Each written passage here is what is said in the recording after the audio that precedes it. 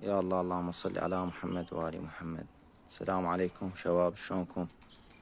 شنو رأيكم بهذا الحلال الجديد؟ هاي الدجاجة وهاي الديج، إن شاء الله يعجبكم.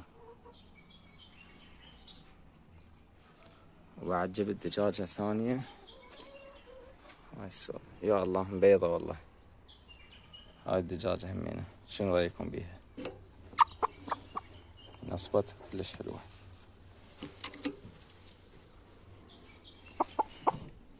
هاي الدجاجة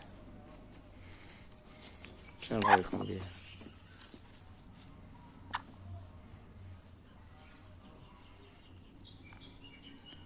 دجاجة عربية، تك من رجل 5 أصابع وتك 4.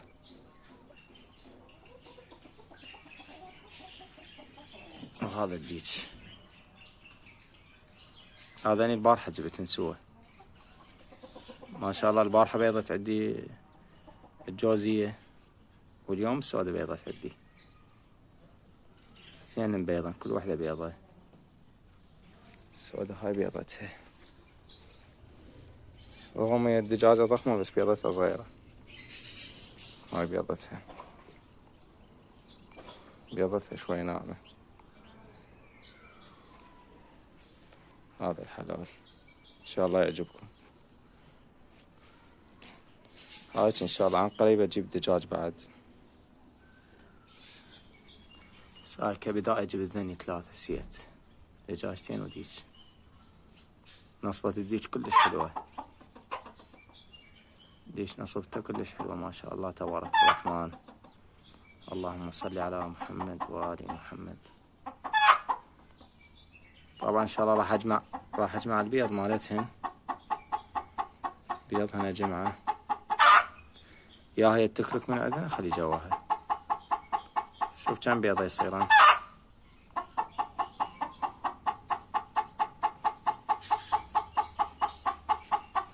والدجاجة من البارحة كنت خالن هنا، خليتني تراب بس من البارحة تلوب على هذا المكان، فالظاهر متعودة يعني تبيض بمكان عالي.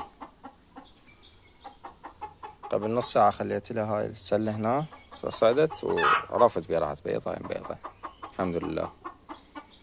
فراح أجمع بيضهن إن شاء الله عن قريب. يا تكرك من عندنا خلي البيض جواها. هاي واحدة من ذني، إن شاء الله ينال إعجابكم. اشتركوا بالقناة وفعلوا الجرس فضلا وليس أمرا، دعما لنا على مود نستمر بالمزيد إن شاء الله. وأنا بالنسبة لي الخزن البيض أخزنه بالطحين طبعا، ورقم البيض بالتاريخ على مود أجدد بيض أخليه بالبداية. شوف إيش كم بيض يطلع عندنا.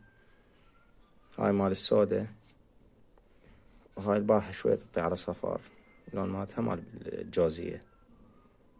هاي 13 11. خزن البيض أنا مجربة يعني بالطحين أفضل شي، وتخلي البيضة اللي الصفحة المدببة تخليها هيك لي جوا،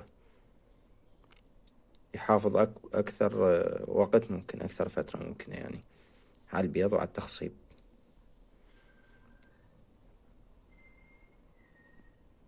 وبالنسبة لطيور الحب ذني موجودات نفسهن، الأفراخ ذني كنا. هذا أبو عيون الحمر، التك الثاني مات أخوه، بقى بس واحد عندي. وذني الباقيات.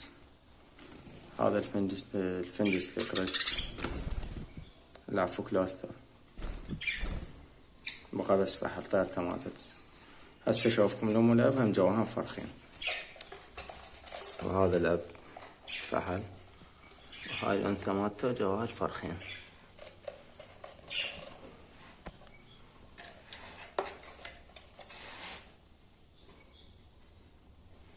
واحد من الأفراخ نفس صبغة ونفس لون أبوه، هذا الثاني. إن شاء الله بس أفصلهن وأعزلهن يدين كنا، بس ينفضون أعزلهن.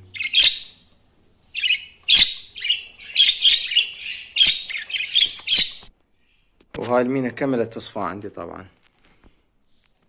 هاي المينة كملت. جاي تحكي عندي كم كلمة بس مو بالوجه، لأن شوية دا تستغرب يعني بداية كلام، فحاليا مستغربة شوية،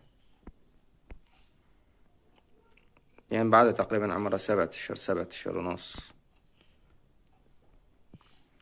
بس شوية تبلغ وتستقر تقوم تحكي بالوجه إن شاء الله. هم إذا حكت بالوجه أصورها لكم.